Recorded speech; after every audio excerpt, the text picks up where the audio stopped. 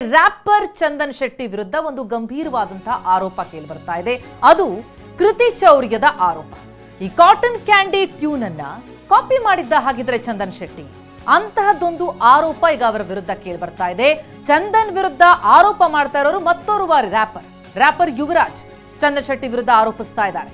Cotton candy ಹಾಡಿನಲ್ಲಿ ಬಳಸಿದಂತಹ tune ಇದೆಯಲ್ಲ, ಅದು ನನ್ನ ಟ್ಯೂನ್ ಅಂತಿದ್ದಾರೆ ರ್ಯಾಪರ್ ಯುವರಾಜ್.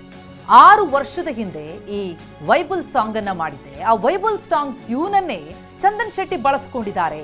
ಹೀಗಂತ ಯುವರಾಜ್ ಟ್ಯೂನ್ ಕಾಪಿ ಮಾಡಿದ್ದಾರೆ ಚಂದನ್ ಶೆಟ್ಟಿ ಅಂತ ಆರೋಪಿಸ್ತಾ ಇದ್ದಾರೆ.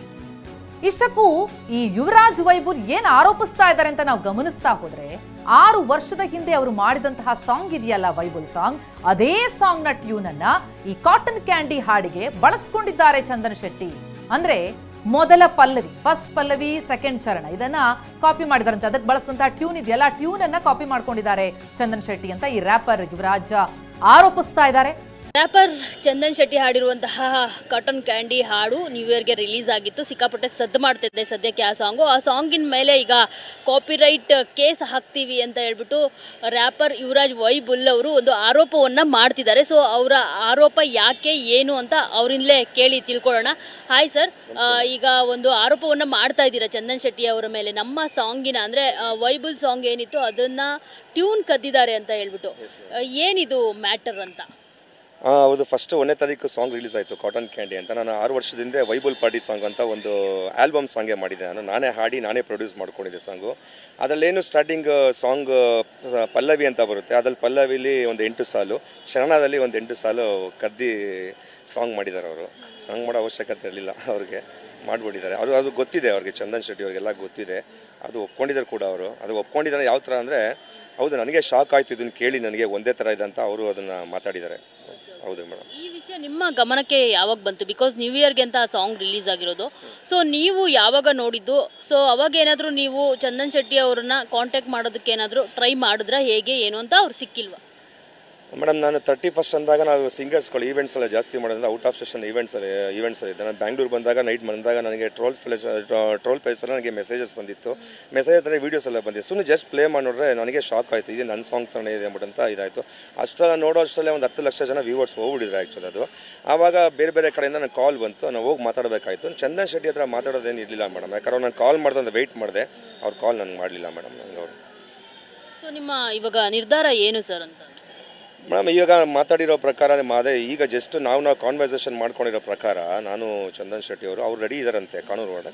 ಅವ್ರು ರೆಡಿ ಇದ್ಮೇಲೆ ನಾವು ಮಾಡಲೇಬೇಕು ಮೇಡಮ್. ಕಾಪಿರೈಟ್ಸ್ ಹಾಕೋದು ರೆಡಿ ಇದ್ದೀನಿ ನಾನು. ಯಾಕಂದ್ರೆ ನನ್ನ ಸಾಂಗು ಎಲ್ಲದಕ್ಕೆ ಹೆಚ್ಚಾಗಿ ಅವರು ಹೆಸರು ಮಾಡಿದ್ದಾರೆ. ಅವರೆಲ್ಲ ಒಂದು ಕಡೆ ಹೇಳ್ತಾರೆ ಇದನ್ನು ಉಪಯೋಗಿಸ್ಕೊಂಡು ಯುವರಾಜ್ ಅವರು ಔಟ್ ಸಾಂಗ್ನ ತೊಗೊಂಡೋಗಿ ನೋಡ್ತಾರೆ ಅಂತ ಹೇಳ್ತಾರೆ.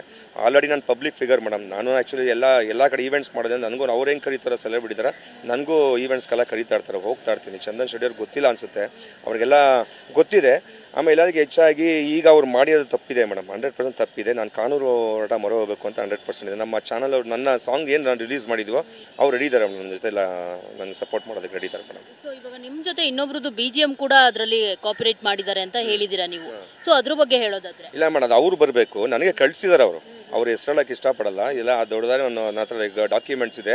ಅವ್ರು ನಾನು ಕಾಲ್ ಮಾಡಿ, ಸರ್ ನಿಮಗೆ ಒಂದು ವೀಡಿಯೋ ಕಳಿಸಿದ್ದೀನಿ ನೋಡಿ, ನಾನು ನಿಮಗೆ ವೀಡಿಯೋ ಕಳಿಸ್ಬಿಟ್ಟು ಈ ಥರ ಇದೆ ಅಂತ ಕೇಳಿದಾಗ ಅದು ಚೆಕ್ ಮಾಡಿದಾಗ ಕಾಟನ್ ಕ್ಯಾಂಡಿ ಇದ್ದೇನೆ. ಚೆಕ್ ಮಾಡಿದಾಗ ಸೇಮ್ ನೋಟ್ ಚೇಂಜ್ ಇದೆ ಅಷ್ಟೇ, ನೋಟ್ ಒಂದು ಚೇಂಜ್ ಇದೆ ಅಷ್ಟೇ ಹೊರತು ಸೇಮ್ ಮ್ಯೂಸಿಕ್ ಇದಾಗಿದೆ ಮೇಡಮ್, ಬೇರೆಯವ್ರದ್ದು. ಬಟ್ ನನಗೆ ಅದು ನನಗೆ ಇದಿಲ್ಲ ಮೇಡಮ್, ಯಾಕಂದ್ರೆ ಅವ್ರು ಕೇಳಿರೋದಷ್ಟೇ, ಅದು ಕೇಳಿದಾಗಷ್ಟೇ. ಬಟ್ ನನಗೂ ಅದು ಸಂಬಂಧ ಇಲ್ಲ. ಆ ಥರ ಅಂತ ಬಂದಾಗ ಅವ್ರನ್ನ ಕರ್ಸ್ನ ಮಾತಾಡ್ಕೊಳ್ಳೋಣ ಮೇಡಮ್. ವಾಹಿನಿ ಮೂಲಕ ಚಂದನ್ ಶೆಟ್ಟಿ ಅವ್ರಿಗೆ ಏನಾದರೂ ಹೇಳೋದಿದ್ರೆ ಏನು ಹೇಳ್ತೀರಿ ಅಂತ? ಬಟ್ ಅವ್ರು ಒಂದು ಕಡೆ ಮಾತು ಹೇಳ್ತಾರೆ, ಅವರು ಫ್ಲಾಪ್ ಸಾಂಗ್ ತೊಗೊಂಡು ನಾನು ಮಾಡೋ ಅವಶ್ಯಕತೆ ಇಲ್ಲ ಅಂತ ಹೇಳ್ತಾರೆ. ಚಂದನ್ ಶೆಟ್ಟಿ ಅವರೇ, ನೀವು ಫ್ಲಾಪ್ ಆಗೇ ಬಂದಿರೋದು, ಫ್ಲಾಪ್ ಆಗಿ ಮಟ್ಟಕ್ಕೆ ಬಂದಿರಾ. ಬಟ್ ನಾನು ಫ್ಲಾಪ್ ಆಗಿ ಆ ಮಟ್ಟಕ್ಕೆ ಬಂದರೂ ಕಾಪಿ ಅಂತೂ ಮಾಡೋಕ್ಕೋಲ್ಲ ಯಾವ ಸಾಂಗು. ಏನೋ ಒಂದು 2 ದಿನ ಕೂತ್ಕೊಂಡ್ರೆ ಆರಾಮಾಗಿ ಟ್ಯೂನ್ ಮಾಡ್ಬೋದು, ಇನ್ನೊಬ್ರು ಸಾಂಗ್ ಕದ್ದು ಮಾಡೋ ನಿಮ್ಗೆ ಅವಶ್ಯಕತೆ ಇರಲಿಲ್ಲ ಅಂತ ಹೇಳೋಕ್ಕೆ ಇಷ್ಟ. ಆಮೇಲೆ ಇನ್ನೊಂದು ಸರ್, ಕದ್ದು ಹೆಸರು ಮಾಡ್ಬೇಕು ಅನ್ನೋದು ಖಂಡಿತವಾಗಿ ಏನಿಲ್ಲ ಸರ್. ಆ ಥರ ನಾವು ಮಾಡ್ಬೋದಿತ್ತು, ಬಟ್ ನಾವು ಮಾಡಿಲ್ಲ, ಕಷ್ಟ ಬಿದ್ದು ಮಾಡಿದ್ದೀವಿ. ನೆಕ್ಸ್ಟ್ ಸಾಂಗ್ ನಾನು ಮಾಡಿ ಫ್ಲಾಪ್ ಹೈಲೈಟ್ ಅಂತ ತೋರಿಸ್ತೀನಿ ಸರ್. ನಾನು ಕ್ಯಾಮ್ರಾ ಪರ್ಸನ್ ಶ್ರೀಕಾಂತ್ ಜೊತೆ ಮಂಗಳರಾಜ್ ಗೋಪಾಲ್, TV9 ಬೆಂಗಳೂರು. ಸೊ ಇದು ಯುವರಾಜ್ ಅವರ ಆರೋಪ. ನಿಮಗೆ ಕದ್ದು ಮಾಡುವಂತ ಅವಶ್ಯಕತೆ ಇರಲಿಲ್ಲ ಚಂದನ್ ಶೆಟ್ಟಿ ಅವರೇ ಅಂತ ಹೇಳ್ತಾ ಇದ್ದಾರೆ. ಹಾಗಾದ್ರೆ ಚಂದನ್ ಶೆಟ್ಟಿ TV9 ಜೊತೆ ಮಾತನಾಡಿದಂತ ಸಂದರ್ಭದಲ್ಲಿ ಏನ್ ಹೇಳ್ತಾ ಇದ್ದಾರೆ? ನಾನ್ ಕಾಪಿ ಮಾಡಿಲ್ಲ, ಆ ಪ್ರಮೇಯ ಕೂಡ ನನಗಿಲ್ಲ, ಬೇರೆ ಟ್ಯೂನ್ ಕದಿಬಾರ್ದು ಅನ್ನುವಂಥ ಜ್ಞಾನ ನನಗಿದೆ. ಆಮೇಲೆ ಈಗೇನು ಯುವರಾಜ್ ಹೇಳ್ತಾ ಇದ್ದಾರೆ, ನಾನು ಇದನ್ನ ಫೈಟ್ ಮಾಡ್ತೀನಿ, ಕಾಪಿರೈಟ್ಸ್ ಹಾಕ್ತೀನಿ ಇದಕ್ಕೆ ಅಂತ ಹೇಳ್ಕೊಂಡ್ಬಿಟ್ಟು ಕಾನೂನಾತ್ಮಕವಾಗಿ ನಾನು ಹೋರಾಟ ಮಾಡ್ತೀನಿ. ಅವರ ಹಾಡನ್ನು ನಾನು ನೋಡಿಲ್ಲ, TV9ಗೆ ರ್ಯಾಪರ್ ಚಂದನ್ ಶೆಟ್ಟಿ ಅವ್ರ ಹಾಡು ಕೂಡ ನಾನು ನೋಡಿಲ್ಲ ಅಂತ ಚಂದನ್ ಶೆಟ್ಟಿ ಅವರು ಹೇಳ್ತಾ ಇದ್ದಾರೆ. ಏನ್ ಹೇಳಿದ್ರು ಚಂದನ್ ಶೆಟ್ಟಿ ಅವರು TV9 ಜೊತೆಗೆ ಮಾತನಾಡೋ ಟೈಮ್ನಲ್ಲಿ? ಬನ್ನಿ ಕೇಳೋಣ. ಇವಾಗ ರ್ಯಾಪರ್ ಯುವರಾಜ್ ವೈಬುಲ್ ಅವ್ರು ಮಾತನಾಡ್ತಾ ಇದ್ರು TV9 ಜೊತೆಗೆ. ಅವ್ರು ಹೇಳ್ತಾ ಇದ್ರು ಚಂದನ್ ಅವ್ರಿಗೂ ಅನ್ಸಿದೆ ಇದು ಅಂತ ಹೇಳಿದ್ರೆ, ಹೌದು ಒಂದೇ ರೀತಿ ಇದೆಯಲ್ಲ ಅಂತ ಅನ್ಸಿದೆ ಅಂತ ಹೇಳ್ತಾ ಇದ್ರು ಅವರು. ನಿಮ್ಮ ಫಸ್ಟ್ ರಿಯಾಕ್ಷನ್ ಏನು ಚಂದನ್ ಅವರೇ? ನನ್ನ ಫಸ್ಟ್ ರಿಯಾಕ್ಷನ್ ಬಂದ್ಬಿಟ್ಟು, ಸೊ ಅವರು ಲೀಗಲ್ ಆಗಿ ಮೂವ್ ಮಾಡಬೇಕು ಅಂತ ಹೇಳ್ತಾ ಇದಾರಲ್ಲ, so I am very confident madam. ನನಗೆ ಐ ನಾಟ್ ಕಾಪಿಡ್. ನನಗೆ ನನ್ನ ಆತ್ಮಕ್ಕೆ ಗೊತ್ತಿದೆ ನಾನು ಕಾಪಿ ಮಾಡಿಲ್ಲ ಅಂತ, ಬಿಕಾಸ್ ನನಗೆ ಆ ಪ್ರಮೇಯ ಇಲ್ಲ. I a composer, I a successful composer and I have 800 million views ಇದೆ ನಂದು ಎಂಟೈರ್ ಸಾಂಗ್ಸ್ ಗಳಿಗೆ. 80 ಕೋಟಿ ವ್ಯೂಸ್ ಇದೆ. ಸೊ ನನಗೆ ಬೇರೆಯವರ ಟ್ಯೂನ್ ನ ಕದಿಬಾರ್ದು ಅನ್ನೋದು ನನಗೆ ತುಂಬಾ ಜ್ಞಾನ ಇದೆ. ಐ ಮೀನ್ ನನ್ನ ಎಕ್ಸ್ಪೀರಿಯನ್ಸ್ ಅಲ್ಲಿ ಬೇರೆಯವ್ರ ಟ್ಯೂನ್ ಕದ್ಬಿಟ್ಟು ನಾನು ಸಾಂಗ್ ಮಾಡಿದ್ರೆ ನನಗದು ಬ್ಯಾಕ್ ಫೈರ್ ಆಗುತ್ತೆ, ನನಗದು ಸರಿಯಲ್ಲ, ಇಲ್ಲಿಗಲ್ ಅನ್ನೋದು ನನಗೆ ಗೊತ್ತಿದೆ.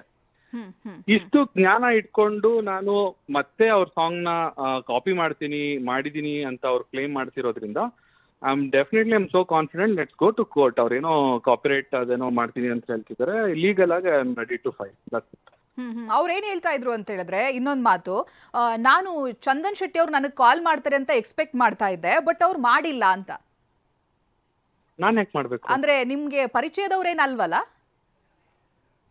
ಅಂದ್ರೆ ಸ್ಟೇಜ್ ಅಲ್ಲಿ ಅವ್ರನ್ನ ಒಂದ್ 2-3 ಸಲ ನಾನು ಕಾರ್ಯಕ್ರಮಗಳಿಗೆ ನಾನು ಸಿಂಗರ್ ಆಗಿ ಹೋದಾಗ ಅವ್ರು ಆ ಸ್ಟೇಜ್ ಅಲ್ಲಿ ಅವರು ನೋಡಿರೋದು ಉಂಟು ಅಷ್ಟೇನೆ, ಬಿಟ್ರೆ ಸ್ನೇಹ ಏನಿಲ್ಲ, ಮಾತನಾಡಿರೋದೇನಿಲ್ವಲ್ಲ?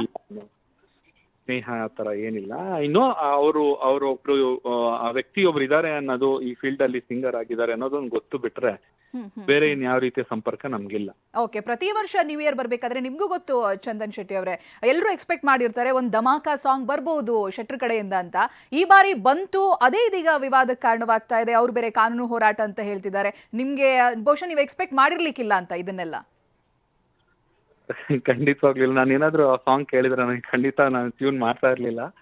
ಡೆಫಿನೆಟ್ಲಿ ಬೇರೆ ಏನೋ ಚೇಂಜ್ ಮಾಡ್ತಿದ್ದೆ, ಬಿಕಾಸ್ ಅಷ್ಟು ಜ್ಞಾನ ನನ್ಗಿದೆ. ಐ ಮೀನ್ ಸ್ವಲ್ಪ ಸಾಮಾನ್ಯ ಜ್ಞಾನ ನನ್ಗಿದೆ, ಆತರ ಮಾಡಬಾರ್ದು ಅನ್ನೋದು ನನಗೆ ಗೊತ್ತಿದೆ.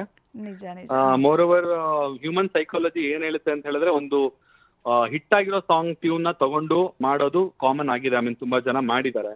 ಯಾವ್ದೋ ಒಂದು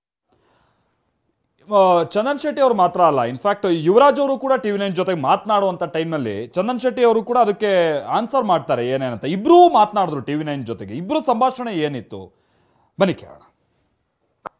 ಯುವರಾಜ್ ಅವರೇ, ನಾನು ಅವಾಗ್ಲೇ ಇದನ್ನ ಜಾಸ್ತಿ ಸರ್ಚ್ ಮಾಡಬೇಡಿ, ನೀವು ಲೀಗಲ್ ಆಗಿ ಅದೇನ್ ಮಾಡ್ತೀರಾ ಪ್ಲೀಸ್ ಟೇಕ್ ಕಾಲ್, ಆಯ್ತಾ? ಸುಮ್ಮನೆ ಆಯ್ತಾ? ಮತ್ತೆ ಇದನ್ನ ಏನೋ ಬೀದಿ ರಂಪಾಟ ಮಾಡೋದ್ ಬೇಡ, ಆಯ್ತಾ? ನೀವು ಲೀಗಲ್ ಆಗಿ ಏನ್ ಫೈಟ್ ಮಾಡ್ತೀರಾ ದಯವಿಟ್ಟು ಪ್ಲೀಸ್ ಫೈಟ್ ಮಾಡಿ. ನಾನು ರೆಡಿ ಇದ್ದೀನಿ, ನಾನು ಎಲ್ಲ ಎವಿಡೆನ್ಸ್ ತಗೊಂಡು ನಾನು ಬರ್ತೀನಿ. ಖಂಡಿತ ಸರ್. ಈಗ ನಮ್ಮ ಚಾನಲ್ ಅವರು ಕಾಪಿರೈಟ್ಸ್ ಅವ್ರ ಲೀಗಲ್ ಟೀಮ್ ಎಲ್ಲ ರೆಡಿ ಇದೆ ಮೇಡಮ್. ನಾವು ಕಾಪಿರೈಟ್ಸ್ ಮಾಡಬೇಕು ಅಂತ ರೆಡಿ ಇದೀವಿ ಸರ್. ಹೇಳ್ತಾ ಇದ್ರು ದೇವಿ ಶ್ರೀ ಪ್ರಸಾದ್ ಅವ್ರ ಸಾಂಗ್, ನನ್ನ ಸೇಮ್ ಸಾಂಗ್ ಇದೆ, ಅದು ನನಗೆ ಸಂಬಂಧ ಇಲ್ಲದಿರೋ ಮಾತು ಮೇಡಮ್. ಆಕ್ಚುಲಿ ನನ್ನ ಸಾಂಗ್ ಬಗ್ಗೆ ಅವ್ರ ಎಕ್ಸಾಂಪಲ್ ಕೊಟ್ಟಿದ್ದಷ್ಟೇ ಯುವರಾಜ್ ಅವರೇ. ಎಕ್ಸಾಂಪಲ್ ಅದಕ್ಕೆ ನಾನು ಹೇಳ್ತಾ ಇದ್ದೀನಿ, ನನ್ಗೆ ಸಂಬಂಧ ಇಲ್ಲ. ನನಗೆ ಹೇಳ್ಬೇಕು ಅಂದ್ರೆ, ಈಗ ಸಾಂಗ್ ನಂದು ವೈಫುಲ್ ಸಾಂಗ್ 6 years ಬ್ಯಾಕ್ ನಾನು ಈ ಸಾಂಗ್ ನಾನು ಬಿಟ್ಟಿದ್ದೆ ಮೇಡಮ್. ನನ್ಗೆ ಕಥೆ ಎಲ್ಲ ಕೇಳೋ ಟೈಮ್ ಇಲ್ಲ ಮೇಡಮ್, ದಯವಿಟ್ಟು ಪ್ಲೀಸ್. ಕಥೆ ಇಲ್ಲ ಸರ್, ದಯವಿಟ್ಟು ಆತರ ಮಾತಾಡಬಾರ್ದು. ಸೆಕೆಂಡ್ ನೀವು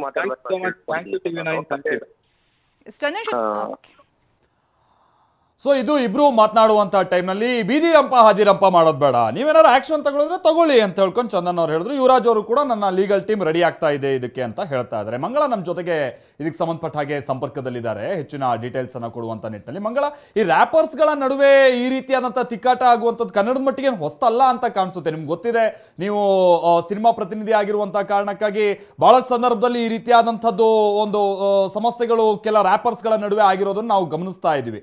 ಈಗ ಚಂದನ್ ಹಾಗೆ ಯುವರಾಜ್ ವಿಚಾರ, ಇದು ಎಲ್ಲಿಗೆ ಹೋಗಿ ಮುಟ್ಬೋದು ಅಂತ. ಆಮೇಲೆ ಮಂಗಳ, ಪರ್ಸನಲ್ ಆಗಿ ನೀವು ಇದು ಹಾಡನ್ನ ಕೇಳಿದಂತ ಸಂದರ್ಭದಲ್ಲಿ ನಿಮಗನ್ಸಿದ್ದು ಅಂದ್ರೆ ಈ ರೀತಿಯಾದದ್ದು ಮೊದಲು ಪಲ್ಲವಿ, ಸೆಕೆಂಡ್ ಶರಣ, ಈ ತರದ್ ಏನಾದ್ರು ಕಾಪಿ ಆದಂತ ರೀತಿಯಾಗಿ ಅನ್ಸ್ತಾ ಇತ್ತಾ? ಏನ್ ಕತೆ ಮಂಗಳ? ಅಫ್ಕೋರ್ಸ್ ಮಾಲ್ತೇಶ್, ರ್ಯಾಪರ್ಸ್ ನಡುವೆ ಅವಾಗವಾಗ ಜಟಾಪಟಿ ನಡೀತಾ ಇರುತ್ತೆ. ಅದು ಕಾಂಪಿಟೇಷನ್ ವೈಸ್ ಇರುತ್ತೆ. ಅಂದರೆ ಅವರು ಇವ್ರನ್ನ ತೆಗೆಳಿದ್ರೆ ಇವ್ರು ಅವ್ರನ್ನ ಕಾಲೆಳೆಯೋದು ಆ ರೀತಿ ಇರುತ್ತೆ. ಆದರೆ ಯಾವತ್ತೂ ಕೂಡ ಈ ಥರ ಒಂದು ಕಾಪಿರೈಟ್ ಇಶ್ಯೂನಲ್ಲಿ ಯಾವತ್ತೂ ಕೂಡ ಜಟಾಪಟಿ ನಡೆದಿರಲಿಲ್ಲ. ಈ ಬಾರಿ ಫಾರ್ ದ ಫಸ್ಟ್ ಟೈಮ್ ಅಂತ ಅನ್ಸುತ್ತೆ. ಚಂದನ್ ಶೆಟ್ಟಿ ಅವರು ಕೂಡ ಪ್ರತಿ ವರ್ಷ ನ್ಯೂ ಇಯರ್ಗೆ ಒಂದು ಪಾರ್ಟಿ ಸಾಂಗ್ನ ರಿಲೀಸ್ ಮಾಡ್ತಾರೆ. ಆದರೆ ಯಾವತ್ತೂ ಕೂಡ ಈ ರೀತಿ ಒಂದು ಆರೋಪ ಅವ್ರ ಮೇಲೆ ಬಂದಿರಲಿಲ್ಲ. ಈ ಬಾರಿ ಫಾರ್ ದ ಫಸ್ಟ್ ಟೈಮ್ ಅವ್ರ ಮೇಲೆ ಒಂದು ಕಾಪಿರೈಟ್ ಆರೋಪ ಬಂದಿರುವಂಥದ್ದು. ಅದು ಸ್ಪೆಷಲಿ ಬೇರೆ ಯಾರೋ ಮ್ಯೂಸಿಕ್ ಡೈರೆಕ್ಟರೋ ಪರಭಾಷೆಯಿಂದನೋ ಬೇರೆ ಭಾಷೆಯಿಂದನೋ ಬಂದಿರೋದಲ್ಲ. ಅದು ಸ್ವತಃ ಕನ್ನಡ ಇಂಡಸ್ಟ್ರಿ ರ್ಯಾಪರ್ನಿಂದಲೇ ಈ ರೀತಿ, ರ್ಯಾಪ್ ಸಾಂಗ್ನಿಂದಲೇ ಈ ರೀತಿ ಆಗಿರುವಂಥದ್ದು. ಸೊ ಏನು ಈ ಚರಣ ಮತ್ತೆ ಪಲ್ಲವಿಗಳನ್ನ ಕೇಳಿದಾಗ ಸ್ವಲ್ಪ ಸಿಮಿಲಾರಿಟೀಸ್ ಇರೋದಂತೂ ಸತ್ಯ. ಯಾಕಂದ್ರೆ ಅಲ್ಲೇ ನಾವು ನೋಡ್ಬೋದು ಯಾವ ರೀತಿ ಇದೆ ಅಂತ ಹೇಳ್ಬಿಟ್ಟು. ಚಂದನ್ ಅವ್ರು ಹಾಡ್ತಿರ್ಬೇಕಿದ್ರೆ ಜೊತೆಗೆ ಇವ್ರದ್ದು ಏನು ಸಾಂಗ್ ಬರುತ್ತೆ ಸೇಮ್ ಮ್ಯೂಸಿಕ್, ಚರಣ ಮತ್ತೆ ಲಿರಿಕ್ಸ್ ಎಲ್ಲ ಕೇಳಿ ಬರುತ್ತೆ, ಪಲ್ಲವಿ ಸಹ. ಸೊ ಈ ರೀತಿ ಆಗೋದು ಅಪರೂಪ ಅಂತ ಅನ್ಸುತ್ತೆ. ಚಂದನ್ ಶೆಟ್ಟಿ ಅವರು ಕೂಡ ಹೇಳ್ತಿದ್ದಾರೆ, ನಾನು ಈ ಸಾಂಗ್ನ ಕೇಳೇ ಇಲ್ಲ, ನನಗೆ ಯಾರಿಂದನೂ ಕದಿಯೋ ಅವಶ್ಯಕತೆ ಇಲ್ಲ ಅಂತ ಹೇಳ್ಬಿಟ್ಟು. ಆದರೆ ಅವರು ಯುವರಾಜ್ ಅವ್ರು ಏನು ಹೇಳ್ತಿದ್ದಾರೆ, ಇದು ನಂದೇ ಟ್ಯೂನು, ನಂದೇ ಕದ್ದಿರೋ ಅಂಥದ್ದು, ನಂದೇ ಅನ್ನೋ ಒಂದು ಮಾತನ್ನ ಅವ್ರು ಹೇಳ್ತಿರೋವಂಥದ್ದು.